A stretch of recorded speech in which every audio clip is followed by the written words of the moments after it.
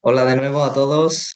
En esta ponencia vamos a hablar sobre las estrategias psicológicas para mejorar los aspectos organizativos y, en resumen, debemos de destacar que la organización de la actividad deportiva es un aspecto esencial que, en este caso, los entrenadores ejercen un papel fundamental y que deben de cuidar con esmero, ya que una buena organización contribuye no solo significativamente a optimizar el rendimiento deportivo de nuestros jóvenes deportistas, sino también a minimizar o a evitar múltiples problemas que pueden surgir en el transcurso de la temporada. Así pues, en este caso, vamos a comenzar hablando sobre las obligaciones de los deportistas y esas normas de funcionamiento interno que normalmente se establecen. Habitualmente el entrenador debe de reflexionar sobre las obligaciones de sus deportistas y elegir finalmente la que considere más oportuna.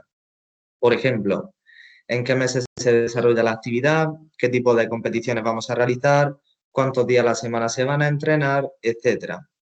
Por ejemplo, sería absurdo establecer la obligación de entrenar mañana y tarde a un equipo, en este caso a nuestro alevín de fútbol sala, obligándoles a entrenar mañana y tarde. Evidentemente esto es incongruente, tanto con su realidad académica y personal, ¿no? También, si se estima que como mínimo, en este caso, el entrenador considera que debe de entrenar con nuestro equipo infantil de fútbol sala 3 veces a la semana y lo considera viable, debe planteárselo a los chicos y si también procede a sus padres. En este caso, utilizando una serie de argumentos y de estrategias adecuadas. Y en este caso, los psicólogos del deporte también asesoramos y trabajamos mucho con los entrenadores en estos aspectos organizativos. Evidentemente, para lograr este compromiso, una vez puestos los argumentos, el entrenador puede hacer preguntas como, por ejemplo, ¿qué les parece? Si se van a poder comprometer eficazmente o no, si se decide finalmente que el equipo entrenará 3 días a la semana, si se está de acuerdo, etcétera. Al igual que las normas de funcionamiento interno. Son obligaciones que ayudan a mejorar el funcionamiento del grupo y no solo en el transcurso de las competiciones de esa temporada, sino también en el funcionamiento diario, en los propios entrenamientos. En este caso, podríamos dar pinceladas de que estas normas de funcionamiento interno deben de ser claras, concisas, sencillas, que sean también muy entendibles para nuestros deportistas y que las asimilen bien y evidentemente que estén bien definidas. Por ejemplo, se pueden establecer como normas estar listos para comenzar el entrenamiento a la hora prevista. En este caso, podríamos establecer, como sucede también en numerosas convocatorias en el deporte formativo, en este caso fútbol, fútbol sala, baloncesto, etcétera, que se les convoca a los chicos media hora, una hora antes de los partidos, deben acudir con la ropa del club, etcétera. Estas podrían ser normas de funcionamiento interno, es decir, junto con las obligaciones de nuestros deportistas. Por ejemplo, a nivel deportivo también se podría establecer en nuestro equipo Benjamín, por ejemplo, un sistema de rotaciones para que todos los niños jugaran un mínimo de minutaje, y en este caso de partido, a lo largo de la temporada también. Y en este caso también el organigrama del club podría contemplar esta serie de estrategias. Y en definitiva también se podría establecer, en este caso hablando de los padres, que no den instrucción a su hijo durante las competiciones o que no se sienten en el banquillo.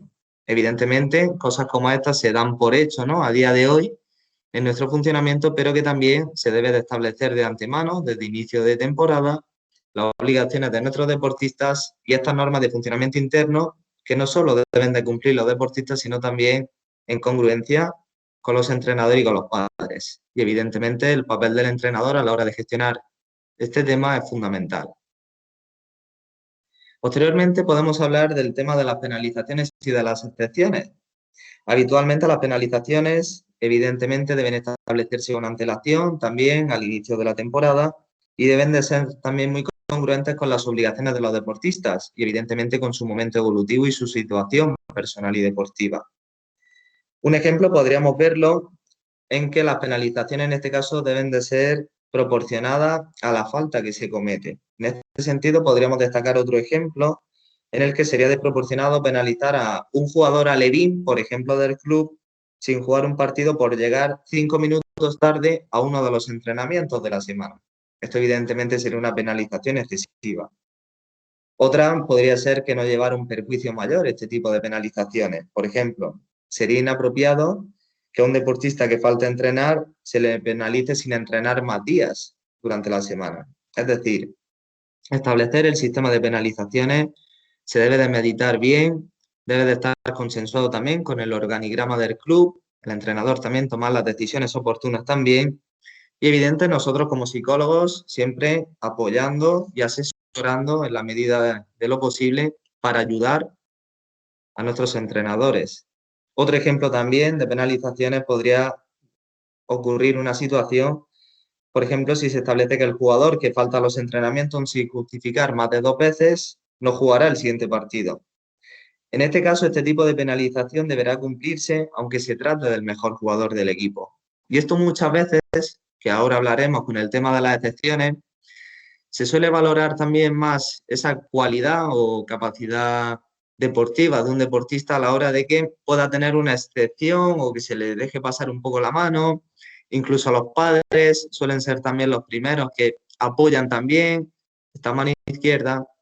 Y evidentemente, como hemos dicho, las penalizaciones deben de ser congruentes con las obligaciones y normas de funcionamiento interno, atendiendo a la edad y el momento evolutivo de los deportistas, pero que sea equitativa para todos. Porque, por ejemplo, cuando hablamos del establecimiento de excepciones, también se deben de establecer de una manera muy meticulosa y adecuada. Por ejemplo, pensemos que un chico que vive lejos y que tiene que terminar antes el entrenamiento para coger el último transporte, por ejemplo, en este caso para llegar a Almería o para llegar a Adra, en este caso hablando de la provincia de Almería y en nuestro club del Ejido. O en otro que sale más tarde del colegio y que evidentemente siempre llega un poco más tarde al entrenamiento ya que tiene la dificultad añadida del tiempo. Evidentemente, estos son excepciones entendibles.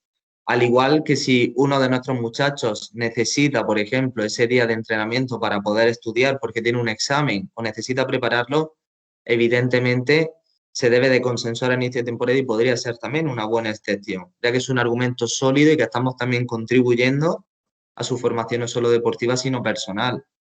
Pero claro, evidentemente, al igual que las penalizaciones, se deben de aplicar con mucha meticulosidad y de manera equitativa. Posteriormente, podemos hablar del establecimiento de objetivos y de la asignación de roles. Evidentemente, como bien comentamos, el establecimiento de objetivos es uno de los aspectos fundamentales a la hora de la preparación, no solo de las competiciones a lo largo de la temporada, sino también en el transcurso de los entrenamientos diarios. Evidentemente, los objetivos son las metas que debe alcanzar el equipo y cada deportista individualmente a lo largo de la temporada y, por tanto, señalan el rumbo que debe de seguir también el entrenador en este proceso. Evidentemente, debemos destacar que sin objetivos bien definidos, lo más probable es que tanto el entrenador como los deportistas vayan a la deriva, poniendo parches, como se suele hablar cotidianamente, en función de cómo vayan sucediendo las cosas. Y sin embargo, un buen planteamiento de objetivos señala el rumbo hacia el que debe de dirigirse los esfuerzos, proporcionará que ese proceso de motivación y de autoconfianza sea sólido y altamente estable y, en definitiva, que la concentración de los deportistas y de los entrenadores sea la más adecuada. Evidentemente, recordando las ponencias anteriores, se deben de alternar y asignar de una manera adecuada el establecimiento de objetivos, ya sea de resultado o de realización, y también en función de en qué categoría y en qué momento evolutivo estamos trabajando. En este caso, como podemos recordar, un poco más liviano, los objetivos de realización ayudan a que los deportistas actúen y centren más su atención en las consecuencias de su acción, centren su propia atención en su conducta más allá del resultado, facilita una evaluación también más sencilla y flexible y fiable de la situación, etc. Y también fortalece su capacidad de autoconfianza y de motivación. Evidentemente, como bien mencionamos, los objetivos de resultado no se pueden evitar, evidentemente se deben de establecer, pero siendo muy meticuloso en función de la categoría con la que estamos trabajando, momento evolutivo y necesidades de los deportistas. Evidentemente, por ejemplo, en el caso del baloncesto relacionado con el objetivo de realización individual, de mejorar, por ejemplo, las entradas en penetración a canasta, podría establecerse el objetivo de resultado de conseguir un determinado número de canastas y el objetivo de realización de esa, ese bote de balón adecuado o ese movimiento adecuado podría ser el objetivo de realización. Posteriormente, a la hora de hablar de un objetivo también muy ligado a este establecimiento adecuado de objetivos, debemos destacar la asignación adecuada de roles. Esto también es muy importante a la hora de la planificación y las estrategias de planificación que pueden aplicar los entrenadores en este proceso, y que debemos destacar que no solo nos vamos a basar en roles deportivos, sino también en los roles organizativos. Evidentemente, los roles deportivos es muy importante que todos los deportistas conozcan, en función también de la categoría, qué se espera de ellos en el sentido de qué cometido, qué función necesita el equipo en beneficio de. Es decir, se les debe de definir claramente qué función debe de realizar cada jugador y cómo puede contribuir no solo al rendimiento individual, sino al rendimiento del equipo.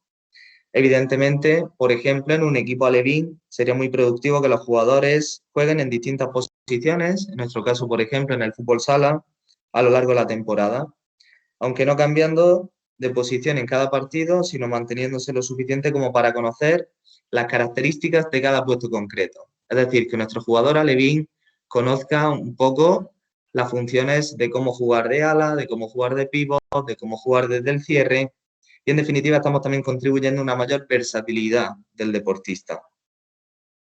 Posteriormente, más allá de los roles deportivos, podemos destacar los roles organizativos. Aquí también el entrenador puede aprovechar estas oportunidades para destacar esos roles organizativos. Por ejemplo, se les puede indicar a nuestro grupo alevín, también de deportistas, qué tienen que hacer y dejar que sean ellos los que decidan el cómo, el cuándo y el dónde. Es decir, proporcionar ese feedback y que también nuestros deportistas participen en las decisiones que afectan a ellos. De esta manera se estará desarrollando no solo la responsabilidad individual, sino la responsabilidad adquirida con el equipo. Por ejemplo, cada semana se podría nombrar a 3 encargados del material necesario para entrenar. Hablamos de balones, petos, conos, etc. Y en la medida en la que esto sucede, esto debería de ser un turno rotativo, establecer esos roles organizativos que se distribuyan de manera equitativa entre los jugadores o grupos de jugadores a la hora también de hacerse responsables de su material. Esto podría ser numerosos ejemplos de muchos que podríamos encontrar y que podrían contribuir también a estos roles organizativos. Y evidentemente también a la hora de señalar la asignación del capitán del equipo. Aquí tenemos por costumbre, evidentemente incluso en el deporte formativo base, destacar a aquellos deportistas que por su antigüedad, por su mayor cualidad, nombramos como capitán del equipo. Pero nosotros debemos de dar un paso más allá. Debemos destacar qué cualidades necesitamos para capitanear un equipo deportivo, evidentemente atendiendo también al momento evolutivo de las distintas categorías. Y aquí podríamos poner numerosos ejemplos. Es decir, en equipos como benjamines y alevines podría establecerse que todos los deportistas tuvieran turnos rotatorios por esta situación, que experimentaran esta sensación, este valor añadido, etcétera. Y evidentemente, una de las cosas que debemos destacar es que los entrenadores deben especificar claramente qué cometido tiene el capitán, qué funciones debe de realizar y en este caso que no sea una carga más para nuestro deportista. Y esto a veces también es difícil de poder gestionar y evidentemente estamos aquí para asesorar y ayudar en este sentido. Y finalmente, cuando hablamos de las reuniones con deportistas y padres, podemos destacar que las reuniones pueden ser individuales, colectivas, en este caso junto con deportistas y con padres. Y en definitiva, este tipo de reuniones pueden ser también muy provechosas en el sentido de que ayuden no solo al crecimiento de nuestro deportista, optimizando su rendimiento y su formación académica y personal, sino también ese feedback con los padres, esa contribución que tanto necesitamos con ellos en beneficio de que este trabajo, como bien mencionamos en las primeras ponencias, debe de ser un trabajo coordinado entre todas las partes. Evidentemente, las reuniones podrían solicitarse por distintos motivos. Podrían ser los padres los que precisan de una reunión con el entrenador o con el psicólogo del deporte. Puede ser el entrenador que detecta una serie de necesidades en su deportista y precisa de una reunión con los padres o junto con el psicólogo del deporte y el deportista. En definitiva, se pueden señalar distintos motivos o necesidades a la hora de establecer este tipo de reuniones. Y evidentemente aquí también estamos para asesorar y ayudar en este sentido y establecer esos nexos, esa comunicación adecuada que a veces falta o que entendemos que cotidianamente carecemos. A veces esa comunicación entre entrenadores y padres, entre club y los padres, a veces tiene una serie de lagunas y este es un tema también que se debe de trabajar. Desde la perspectiva del club pretendemos aunar estos esfuerzos porque entendemos que si queremos desarrollar todos estos objetivos de formación integral, de crecimiento del deportista, debemos de trabajar de una manera muy coordinada y eficaz entre estructura de club, entrenadores, padres, psicólogos del deporte, junto con los deportistas. Y finalmente, uno de los temas a destacar es la evaluación del rendimiento a final de temporada. Aquí podríamos ver numerosos ejemplos como habitualmente o cotidianamente el rendimiento de los deportistas se mide en función de un resultado. Por ejemplo, en nuestro caso en el fútbol sala en función del número de goles, número de asistencias, número de partidos jugados. Y evidentemente la evaluación del rendimiento a final de temporada debe de saber diferenciarse en qué categoría estamos trabajando, con qué tipo de deportistas estamos trabajando. Sería también absurdo un poco evaluar el rendimiento de un jugador benjamín en función solo del número de goles que ha marcado esa temporada o de los minutos que ha jugado. Evidentemente aquí, en este caso, deberíamos de priorizar qué objetivos de realización o de progreso ha conseguido nuestro deportista benjamín. Hablamos no solo objetivos de realización y de progreso a nivel deportivo, sino también a nivel de valores, en cuanto a esfuerzo, perseverancia, responsabilidad, compañerismo, etc. En este caso también debemos primero de saber identificar a qué población, en este caso, con qué deportistas y categorías estamos trabajando, ser acorde a los objetivos iniciales de temporada que se establecieron y en función de eso realizar una evaluación objetiva en función de lo que ha sucedido en el transcurso de la temporada. Y en este caso realizar una evaluación justa, razonable y objetiva con nuestros deportistas y grupo de deportistas. Y bueno, y para finalizar, esta ponencia que trataba sobre las estrategias psicológicas para optimizar aspectos organizativos, evidentemente, como hemos señalado al inicio de la ponencia, es uno de los aspectos esenciales en la organización deportiva. En este caso, los entrenadores y el organigrama del club ejercen un papel crucial en este proceso. Y evidente también los padres necesitamos contribuir y apoyar este proceso. Y como bien hemos dicho, nosotros, como psicólogos del deporte, en este caso, en mi caso, mi función es asesorar, ayudar, contribuir a proporcionar mayores herramientas que puedan utilizar los entrenadores y el club para optimizar este proceso y, en definitiva, que nos pueda ayudar no solo a optimizar el rendimiento, sino también contribuir a estos objetivos que nos marcamos de formación integral. Así pues, en nombre del Club Deportivo Elegido Futsal, les mandamos, como siempre, un muy caluroso abrazo. Deseamos que todas las familias estén muy bien y nos veremos en la próxima ponencia, la próxima semana, y les esperamos. Un saludo.